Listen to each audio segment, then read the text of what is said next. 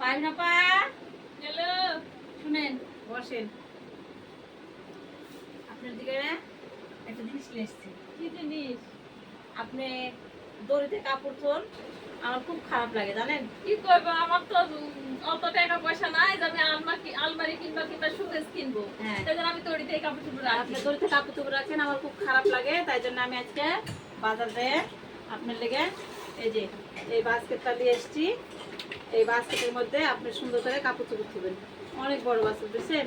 সুন্দর করে গুছিয়ে গুছিয়ে থুবেন। এই দেখেন, এটা ঢাকনা, এটা ঢাকনা, এই দেখেন এইভাবে, এই দেখেন অনেক সুন্দর, বুঝতে পারছেন? ভালো হয়েছে, আমার কাপড় ধোয়ার এত হ্যাঁ, কষ্ট। আপনি জায়গা না, ওয়ার্ডরোবটা ভেঙে গেছে, আমার আরো ভেঙে গেছে, আপনি কাপড় চোপড় ধোয়ার জায়গা নাই, আপনি দড়ি কাপড় চোপড় রাখেন। আমার খুব খারাপ লেগেছে দেখে, আমি বলছি যে না, পারি না পাওয়ার জন্য এই জিনিসটা আমি বাজারে যাই দেখেছি, দেখে আমি আপনার জন্য নিয়ে এসেছি। আর এই যে আমার মুরগির লেগে এই যে পানি খাওয়ার পট নিয়ে এসেছি।